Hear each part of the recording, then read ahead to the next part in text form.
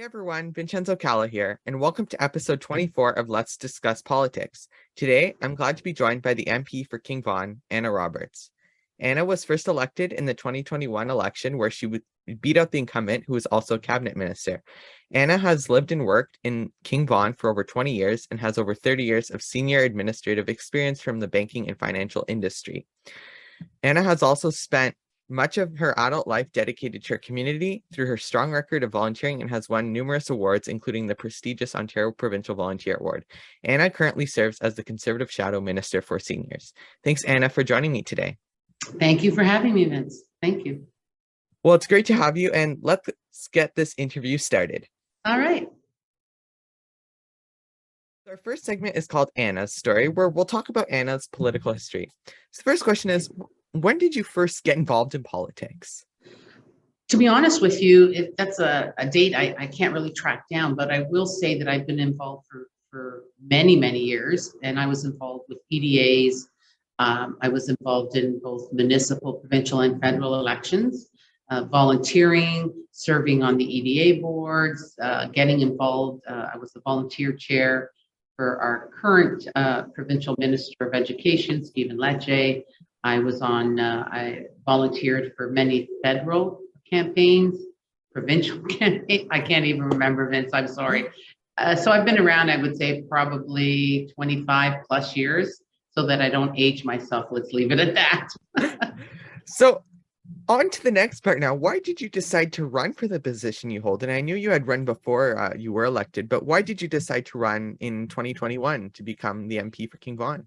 So I'll be honest with you. I volunteer and have done for many years with children with disabilities, young adults with cognitive challenges, volunteered, and I continue to volunteer at our local seniors home, and also with our food bank. And I guess what I saw really kind of discouraged me, because here we are as Canadians, and we're a generous and giving country, and yet there's a lot of our own constituents and Canadian people that are being left behind. I don't understand that. I don't understand why we have seniors that are living below the poverty line, and yet they've worked their whole life. They've built this country. I'm a child of immigrants. They came here to work in the 1950s when my grandfather came here. Things were a little different back then. You weren't given the option of where you could live. You were actually assigned where you could live based on your expertise. So my grandfather and uncle first came here, sacrificed not seeing their family for 5 years. And because they were both in the construction business, they were asked to live in Toronto, because back in the 1950s, as you probably don't remember, but it was just being built. So they worked hard, they saved their money, and they sponsored their family to come here. So I saw that, and I look at these seniors, and they've worked hard their whole life, never asked for anything, and now we're not supporting them. So it boggles my mind. It feels, based on what people have been telling me, a lot of the seniors, this is their comment. They feel like they've been kicked to the curb. So that really bothers me. We have children with disabilities to no fault of their own. And what are we doing for them? I've heard from some families in my community and in other communities that it's so expensive. One family, the father's working 2 jobs, and it cost him over $25,000 a year just to support the medical treatment for his child, because it's not covered. Now, do we just disregard individuals, or do we help? I think if we're going to be a compassionate country, we should help. Our next segment now is called Serving as an Elected Official, where we'll talk about Anna's experiences and achievements so far as an elected official. So it's been about over a year now since you were elected. So I want to ask you, what has been your favorite part of serving King Vaughan as an elected official in Ottawa? So I really enjoy going to events and meeting different people and understanding different cultures and the way that they celebrate. For example, this past weekend, I was in Brampton and Etobicoke with our leader, Pierre Poliev, celebrating Diwali. And it was my first visit to their temple. And I could not believe the stories I heard of how it was constructed and how it was built, and you know the stories that they tell me. It was just an eye opener for me. I'll be honest with you, I've never seen anything so beautiful in all my life. So it was an opportunity for me to meet and speak to people that live not just in my riding, but in the GTA. It gives me pleasure to know that I'm expanding my horizon, because I think the more we understand about other communities, the better as politicians we can be. And now, a year in, what has been your favorite achievement so far as an elected official?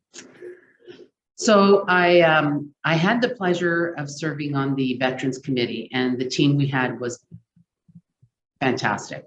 So I got involved with some first responders, and as well as visited some the Perth farm, where they there's a special every so often the doctor up there runs a program to help veterans and first responders with PTSD.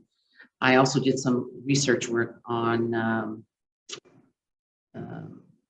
service dogs. So for example, therapy dogs don't have the same rights as service dogs.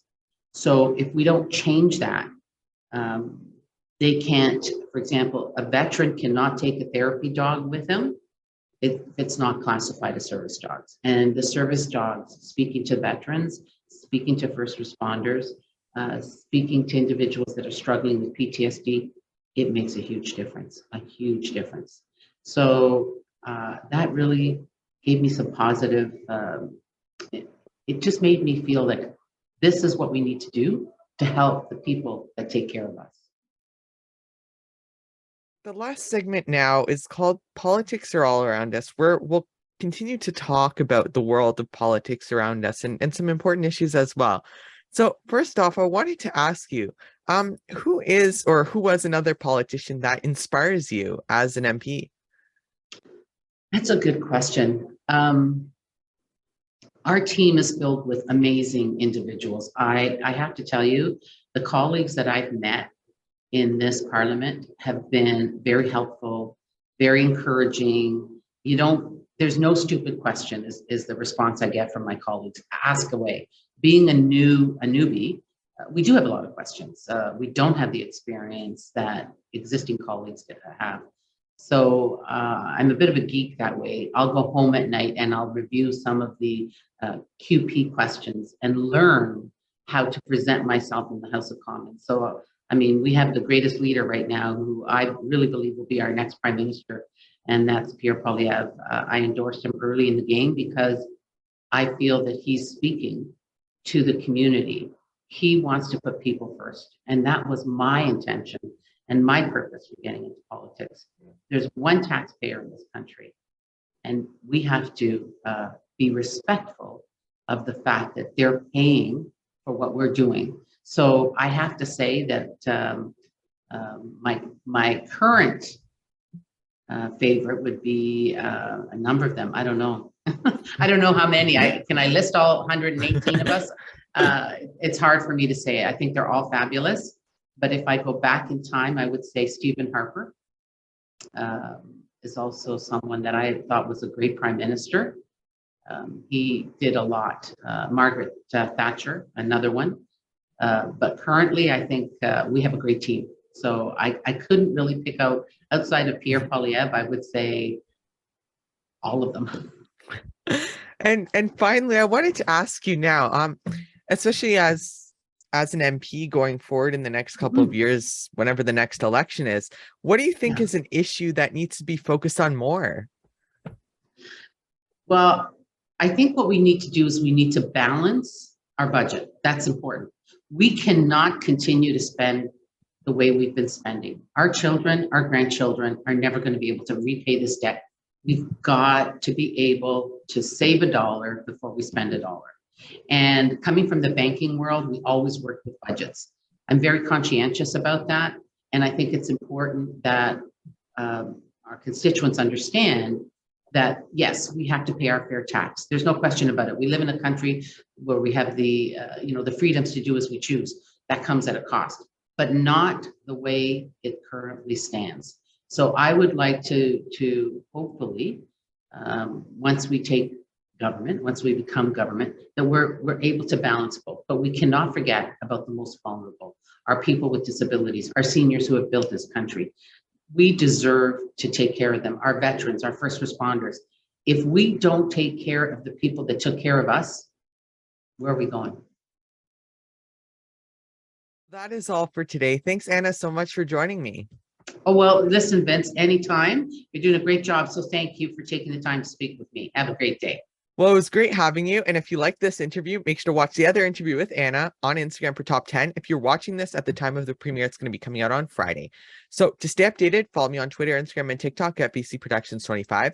Check out my website, VincenzoCalla.com. Make sure to like, subscribe, and choose to get notifications here on YouTube. Let's Discuss Politics is a VCalla production. So until the next video, I'm Vincenzo Calla, signing out.